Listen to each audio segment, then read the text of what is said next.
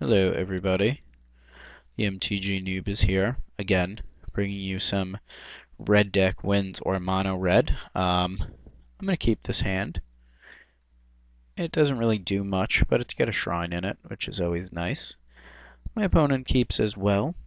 I'm going to play turn 1 Fire Slinger out in case I draw a turn 2 Stormblood Berserker, and then I will be able to Bloodthirst it if I want to, or I could always play the Shrine.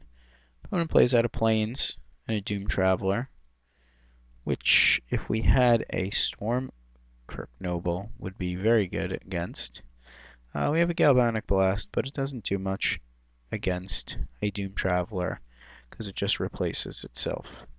So we're going to be taking one and dealing one back, and we will see what he plays on turn 2. Another Plains, so maybe he's on a white weenie type of human stack. He might also be splashing blue but not drawing anything. Okay, gather the townsfolk. We shoot him.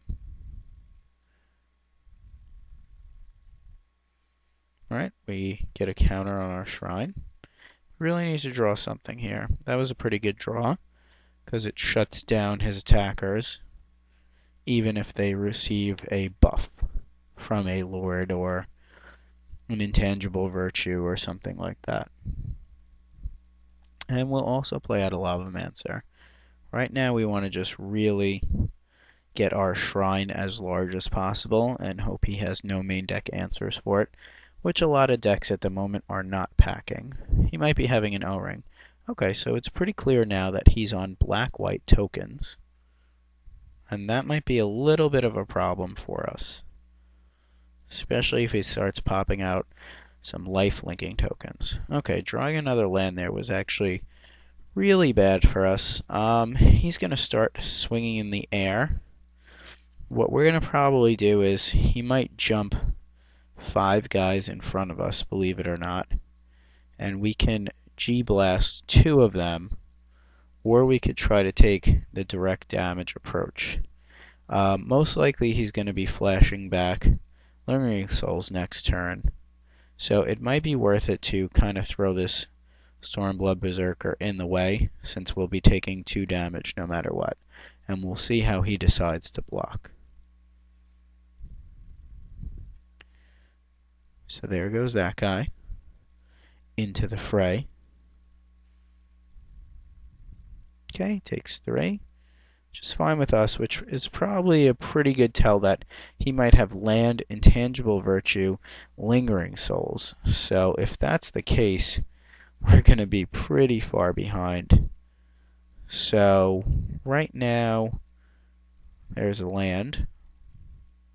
He might also have a Sorin. Okay, Honor the Pure. At the moment, that does nothing.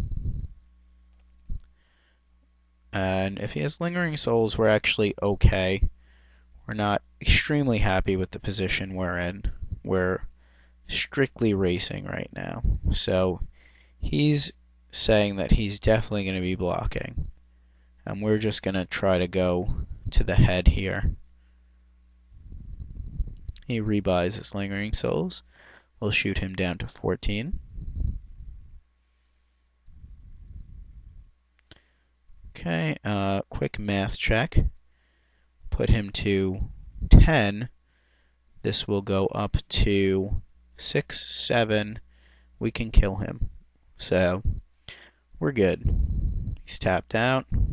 Just have to use our mana efficiently. That'll put a counter on our shrine. And we'll put him to 10.